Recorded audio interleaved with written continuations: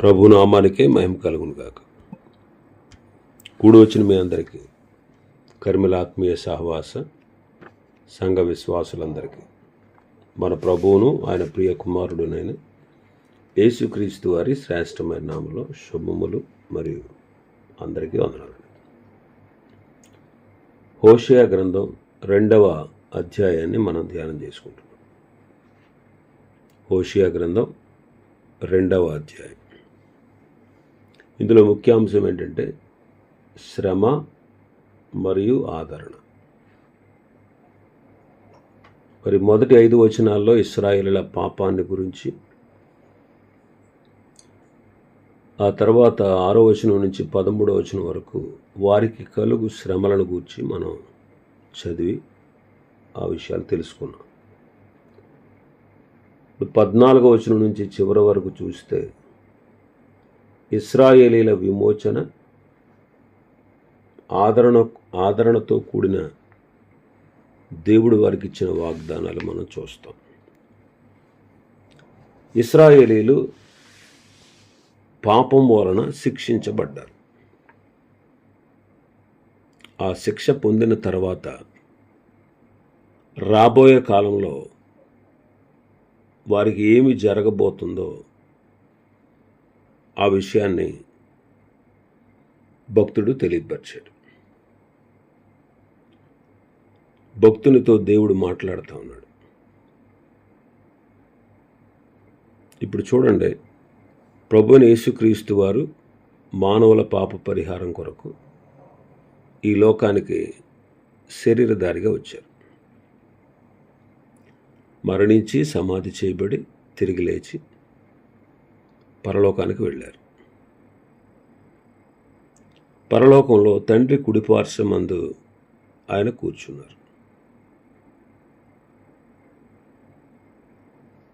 ఒకానొక దినాన దేవుడు సర్వ అధికారాన్ని ఆయనకు అప్పగిస్తారు. ప్రస్తుతం ఆయన తండ్రి కుడిపార్శ్వమందు ఆసీనుడై ఉన్నారు. ఇప్పుడు అన్ని జనుల కాలం జరుగుతూ ఉంది. అన్ని జనుల కాలం సంపూర్ణమైన తర్వాత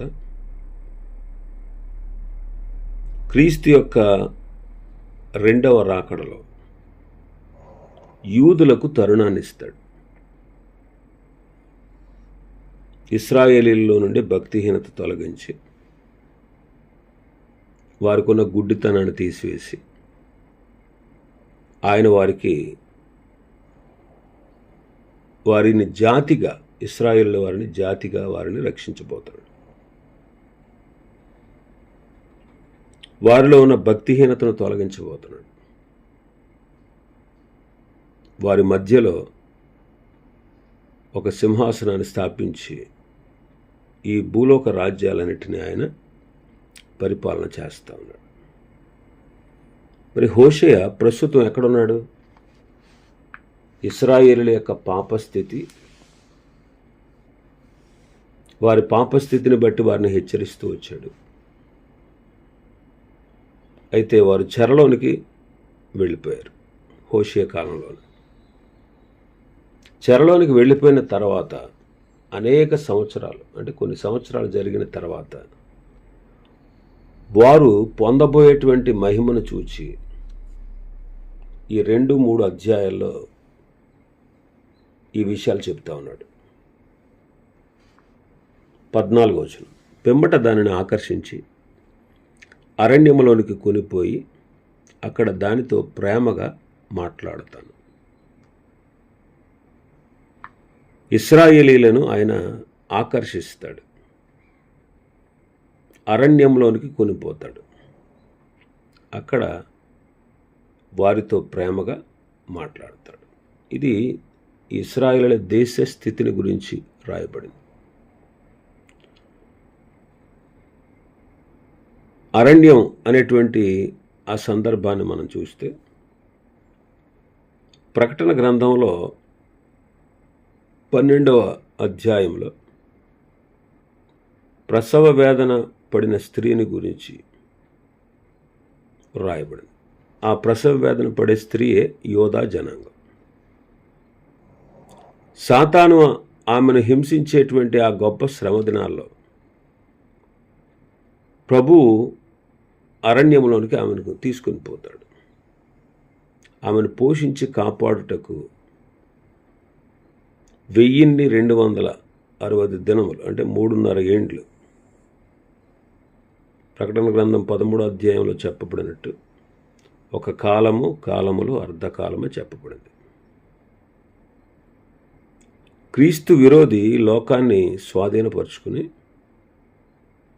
బాధించేటువంటి 42 నెలల కాలం అన్నమాట. బైబిల్లో పాత నిబంధనలో, క్రొత్త నిబంధనలో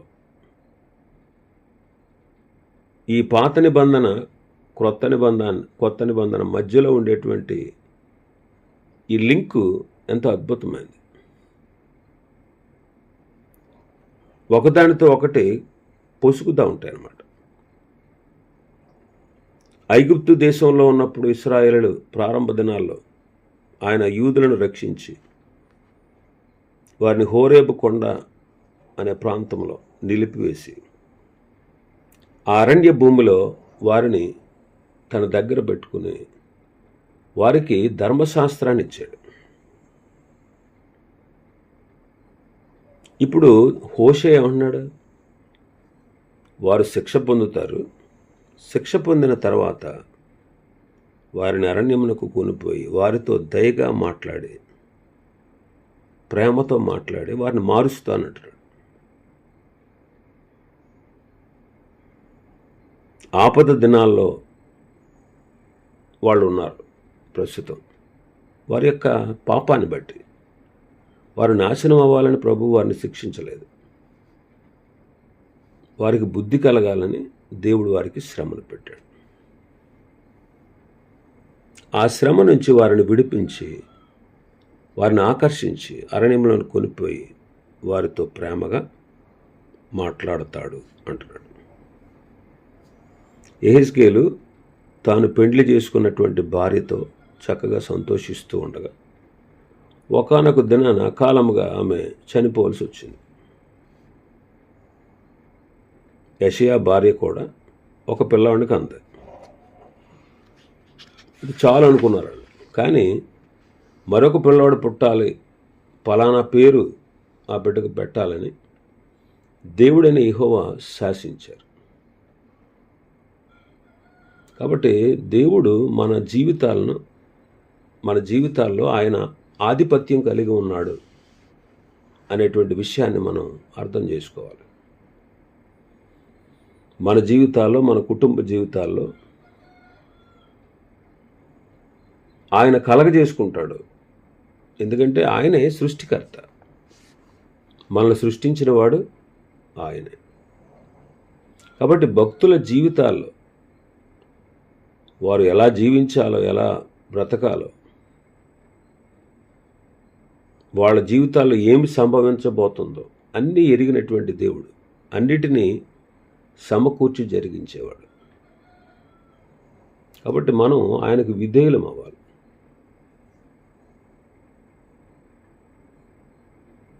ఇప్పుడు 15వ వచనం చూస్తే, అక్కడ నుండి దాన్ని తోడుకొని వచ్చి దానికి ద్రాక్ష చెట్లనెత్తును అన్నాడు. అక్కడ నుండి అంటే ఒక విధంగా చూస్తే హోషేయ భార్య తనను విడిచిపెట్టి వెళ్ళిపోయిన తర్వాత మళ్ళీ అక్కడి నుండి అని. ఇప్పుడు ఈ హోషేయ ఎంతగా తట్టుకున్నాడో ఒకసారి ఆలోచన చేయండి. తన భార్య తనను విడిచిపెట్టి వెళ్ళిపోయింది. హోషేయ దీన్ని ఎంతో ఓర్చుకున్నాడు. అతనికి అర్థమైందనమాట, దేవుని హృదయం తన బిడ్డల పట్ల ఎలా ఉంది అనే విషయం అతనికి అప్పుడు అర్థమైంది. దేవుడు తన ప్రజల పట్ల ఎందుకు శిక్షించాడు, ఎందుకు వారిని చెరకు పంపాడు, ఏం చేయబోతున్నాడు అనేటువంటి విషయాలు హోషేయ అర్థం చేసుకుని తను తన భార్య విషయంలో ఎంత వేదన పడ్డాడో, ఎంత బాధపడ్డాడో అప్పుడు దేవుని హృదయాన్ని తెలుసుకోగలిగాడు. కాబట్టి తోడుకుని వచ్చి అక్కడి నుంచి దాన్ని తోడుకుని వచ్చి దానికి ద్రాక్ష చెట్లెత్తును ఇంకా అంటారు ఆయన 15వ వచనంలో, ఆకోరు లోయ అంటే శ్రమ కలిగిన లోయ నిరీక్షణ ద్వారంగా చేస్తాను. బాల్యమున ఐగుప్తు దేశంలో నుండి అది వచ్చినప్పుడు నా మాట వినినట్లు ఇక్కడి నుంచి నా మాట వింటది అంటారు. ఆకోరు లోయ అంటే బాధ, శ్రమ కలిగిన లోయ. అది ఏమవుతుందంటే నిరీక్షణ ద్వారం అవుతుంది. హెబ్రీ భాషలో శ్రమ అంటే ఆకోరు అనే పదం వస్తుంది అక్కడ. ఆకోరు అంటే హెబ్రీ భాషలో శ్రమ కలిగిన లోయ. శ్రమ అనేటువంటి అర్థం మనకి వస్తుంది అనమాట. హెబ్రీ భాషలో దాన్ని ఆకోరు అంటారు. ఒక విధంగా చెప్పాలంటే ఆకోరు లోయ గురించి మనకు తెలుసు. ఆకోరు లోయలో యెహోషువ గ్రంథం 7వ అధ్యాయంలో చూస్తాం. ఆ లోయలో ఏం జరిగింది? దేవుడు వద్దన్న శపితమైన దాన్ని దొంగిలించి ఒక వ్యక్తి సర్వ సమాజానికి, ఐగుప్తు ఇశ్రాయేలీల సర్వ సమాజానికి కీడు తెచ్చాడు. చూడండి, అతను చేసిన పని వల్ల,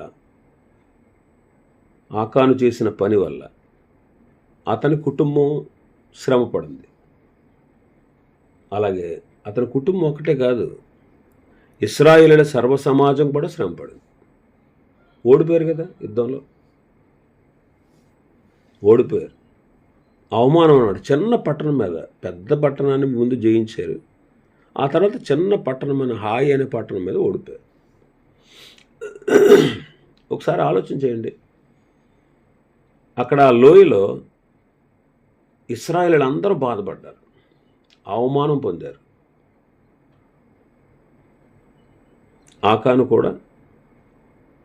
ఆకాను, అతని భార్య, బిడ్డలు, అతని సంపదలు, అతని పశుమందలు అన్నీ కూడా అక్కడ రాళ్లతో కొట్టి చంపబడ్డారు.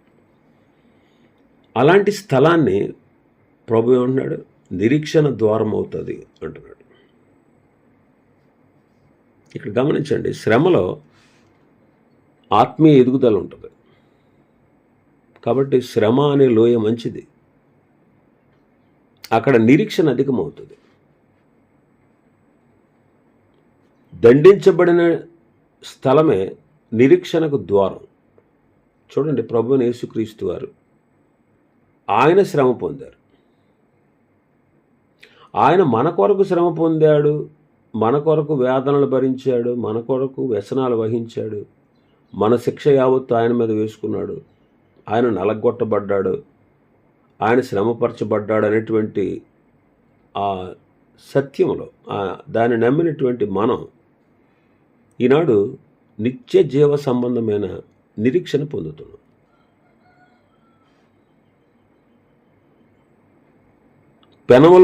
పెనం మీద పడి కాల్చబడిన వంటి శ్రమలో హోషేయ 3వ అధ్యాయంలో రాసినట్టు మళ్ళీ తన భార్యను సంపాదించుకుని ఆనందించాడని మనం 3వ అధ్యాయంలో చూస్తాం.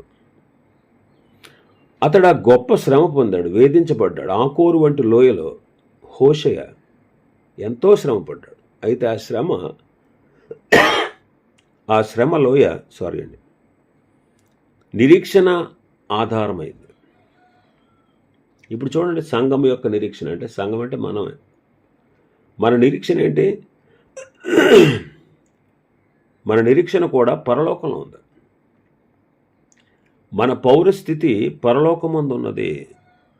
అక్కడ నుండే రక్షకుడి రాక కొరకు మనకు కనిపెడుతున్నాం. ఆయన వచ్చి ఏం చేస్తారు? మన దేన శరీరాలని మహిమగల శరీరానికి సమరూపంగా మారుస్తారు. ఇప్పుడు చూడండి, సంఘం కూడా ప్రస్తుతం ఆకోరు లోయలో ఉంది, అంటే శ్రమలో ఉంది.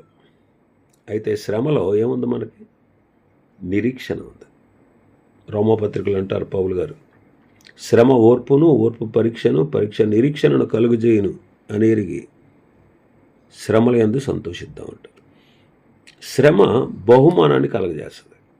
మత్తయి సువార్త 5లో ప్రభు చెప్పారు కదా, నా నిమిత్తం జనులు మిమ్మల్ని నిందించి, హింసించి, అబద్ధముగా మీ మీద చెడ్డ మాటల పలుకున్నప్పుడు మీరు ధన్యులు.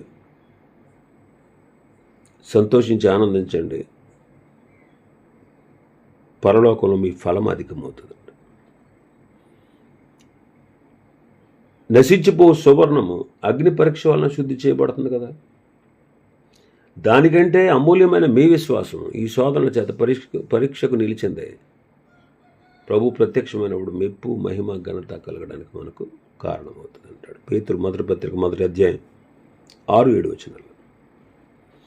కాబట్టి హోషేయకు తన భార్య వల్ల కలిగిన మనోవ్యాకులం అది చూసినప్పుడు, అతడు అనుభవించినప్పుడు, దేవునికి తన ప్రజల వలన కలిగినటువంటి వేదన,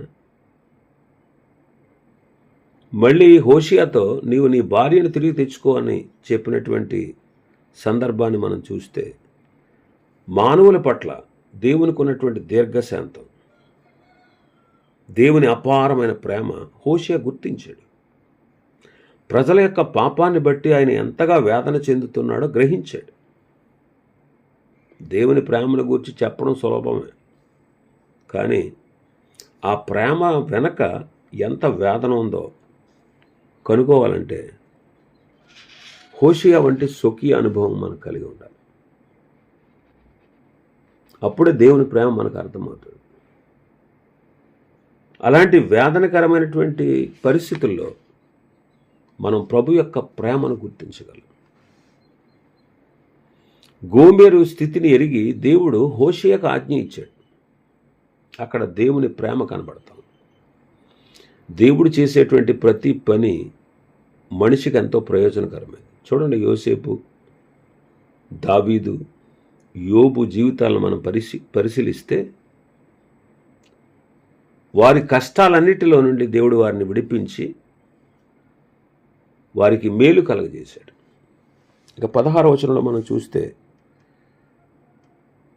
15-16 వచనం, బాల్యమున ఐగుప్తు దేశంలో నుండి అది వచ్చినప్పుడు నా మాట వినున్నట్లు అది ఇచ్చట నుండి నా మాట వినును. నీవు బయలు అని నన్ను పిలవక నా పురుషుడవు అని పిలుతువు, ఇదే యెహోవా వాక్కు.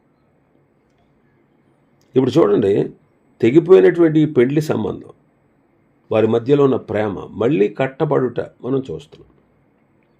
యూదులు ఇక ప్రభువును చూసి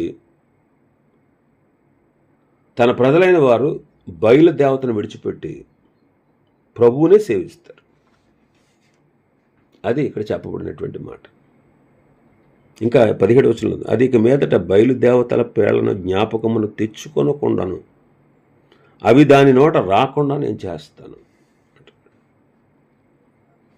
ఇంకా 18వ వచనంలో చూస్తే, ఆ దినమున నేను నా జనుల పక్షముగా భూజంతువులతోను ఆకాశ పక్షులతోను నేలన ప్రాకు జంతువులతోను నిబంధన చేస్తాను.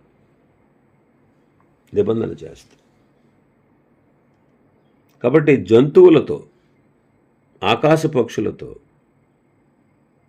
భూజంతువులతో, ప్రాకు జంతువులతో నిబంధన చేస్తాను అంటున్నాడు. నిబంధన చేస్తాను.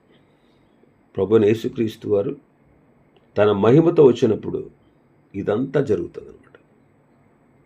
హోషేయ ఏంటి, అపొస్తలుడైన పౌలు గారు ఏంటి, సృష్టి యావత్తు మూలుగుతుందంటాడు పౌలు గారు. దేవుని పిల్లల ప్రత్యక్షత కొరకు సృష్టి మిగుల ఆశతో ఎదురు చూస్తుందంటాడు. ప్రస్తుతం చూడండి, భూమి మీద ఎంతో భయంకరమైనటువంటి ఘోరమైన, అసహ్యమైన, భయంకరమైన కార్యాలు జరుగుతూ ఉన్నాయి అన్ని పరిస్థితుల్లో. అయితే ప్రభు వచ్చినప్పుడు ఈ పరిస్థితులన్నిటినీ ఆయన చక్కబడతాడు, నిబంధన చేస్తాడు. ఇంకా 18వ వచనం బి పార్ట్లో మనం చూస్తే, దేశములో విల్లును ఖడ్గమును యుద్ధమును దేశంలో ఉండకుండా మాన్పించి వారిని నిర్భయముగా నివసింపచేస్తాను. ఇప్పుడు యుద్ధాలు నిలిచిపోతాయి. ఇప్పుడైతే చూడండి, లోకజనులు ఒక దేశం మీద మరొక దేశం, ఒక జనం మీద మరొక జనం యుద్ధాలు చేయడానికి పూనుకుంటున్నారు. ఇప్పుడు చూడండి, ఈ పాప దోషం చేత మానవులు కూడా, ఈ పాపమే వారి యొక్క శ్రమలకు కారణం, వారి యొక్క యుద్ధాలకు కారణమని ఒప్పుకోరు. వారిని రక్షించుట కొరకు వచ్చిన యేసుక్రీస్తు ప్రభువు తట్టు తిరగరు. కానీ ప్రభువు ఈ లోకానికి ప్రత్యక్షంగా వచ్చినప్పుడు యుద్ధాలు నిలిచిపోతాయి. ఎందుకంటే ఆయన వచ్చి న్యాయంగా మధ్యవర్తిత్వం చేసి ఎవరైతే శిక్షకు యోగ్యులో వారిని దండించి, మీకా గ్రంథం 4వ అధ్యాయంలో చెప్పినట్టు ఖడ్గములను నాగటి నక్కులుగా మారుస్తాడు. మానవుడు చేయలేనిది దేవుడు చేయగలడు. మానవుడు చేయలేడు, మానవుడు వల్ల కాదు. చాలామంది నియంతలు ప్రపంచాన్ని పరిపాలించాలనుకున్నారు, కానీ వాళ్ళు ఇంకా ఎక్కువ శ్రమలు పరిచారు ప్రజల్ని. దానివల్ల యుద్ధాలు చేసి ప్రపంచంలో అనేక దేశాలు నాశనమయ్యేటట్లు, అనేక మంది మరణించేటట్లు, అనేక మంది రోగగ్రస్తులయ్యేటట్టు చేశారు. ఇవి చరిత్రలో మనం చూస్తాం. కానీ క్రీస్తు చేయగలడు. సంఘముతో ఏం చేశాడు నిబంధన? ఇదిగో పాపక్షమాపణ కొరకు చిందించబడుతున్న నా నిబంధన రక్తం అన్నాడు. వారి పాపములను ఇక ఎన్నడను జ్ఞాపకం చేసుకుని ప్రభు చెప్పాడు. కాబట్టి ఆయన యందు నమ్మిక ఉంచిన వారికి వారి బిడ్డలుగా చేసే అధికారాన్ని ఆయన ఇచ్చాడు.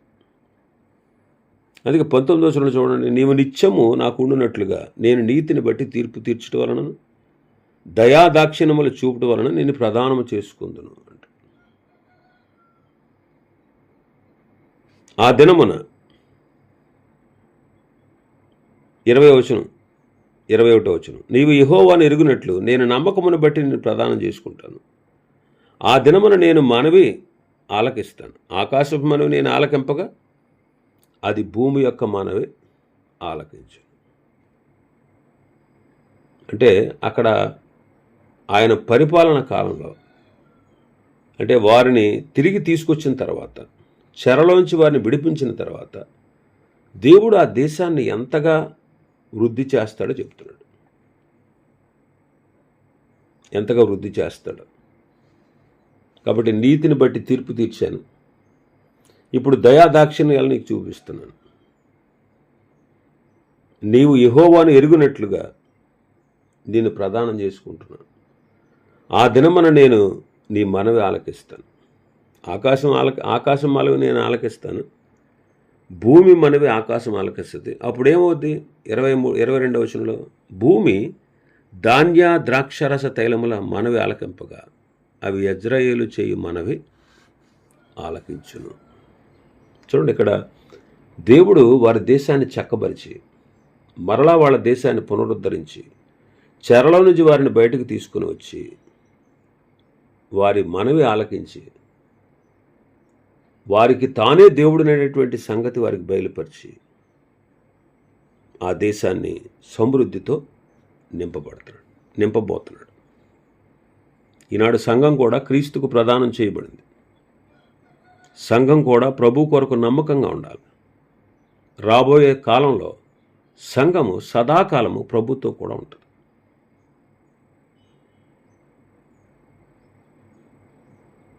కాబట్టి ఇక వాళ్ళ దేశంలో క్షామం అనేది లేదు. అప్పుడు యూదులందరూ చూచి ఆ దినాన్న దేవుడని యెహోవాకు నీవే మా దేవుడు అంటారు, దేవుడేమో మీరే నా జనులు అని అంటారు. అందుకే 23వ వచనం చూస్తే, నేను దానిని భూమి యందు నా కొరకే విత్తుదును, జాలి నొందని దాని యందు నేను జాలి చేసుకుందును. నా జనము కాని వారితో మీరే నా జనమని నేను చెప్పగా వారు నీవే మా దేవుడు అంటారు. ఇదే యెహోవా వాక్కు. కాబట్టి వారిని చెరలోనికి పంపబోతున్నాడు. హోషేయ కాలంలో అష్షూరు చెరలోకి వెళ్ళిపోతారు. వాళ్ళు ఆ చెరలోనికి వెళ్ళిన తర్వాత దేవుడు మరలా వారిని తమ దేశానికి తీసుకుని వస్తాడు. వాళ్ళ మీద జాలి పడతాడు. ఇప్పుడు జాలి నొందనిది అని పేరు పెట్టాడు కదా, అయితే వారి మీద ఏం చేస్తాడంటే ఆయన జాలి చేసుకుంటాడు. నా జనము కారు అని చెప్పాడు కదా, వాళ్ళతో మీరే నా జనం అని చెప్తాడట. అప్పుడు మీరే నా జనం అని చెప్పినప్పుడు వాళ్ళేమంటారు? నీవే మా దేవుడు అయ్యా అని వాళ్ళు అంటారు. ఆ రీతిగా వారు చెరలోనికి వెళ్ళక ముందే హోషేయ ద్వారా దేవుడు ఈ సంగతులు వారికి తెలియజేశాడు. ఇదిగో రాబో దినాల్లో ఇలా జరగబోతుంది అనే విషయాన్ని చెప్పాడు. దానికి సూచనగా హోషేయ భార్య, హోషేయ పిల్లలు, వారికి సూచనగా పెట్టాడు. కాబట్టి ఈ రీతిగా దేవుడు తన బిడ్డల పట్ల ప్రేమ కలిగి ఉన్నాడు అనేటువంటి సత్యం తెలియపరుస్తున్నాడు. దేవుడు తన బిడ్డల పట్ల నిత్యము ప్రేమ కలిగి ఉంటాడు. నిత్యము ప్రేమ కలిగి ఉంటాడు. ఆ సత్యాన్ని మనం గుర్తించాలి. అంతేగాని ఆయన కఠినుడని మనం అనుకోకూడదు. శ్రమ వచ్చినప్పుడు ఏం చేశాడు దేవుడు నాకు, ఇలా మాట్లాడకూడదు మనం.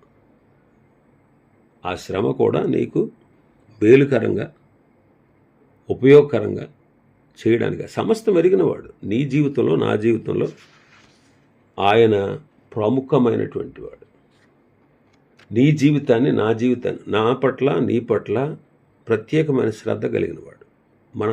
మనందరి పట్ల కాదు, లోకములో ఉన్నటువంటి ప్రతి మానవుని పట్ల దేవుడు ఎంత శ్రద్ధ కలిగినవాడు.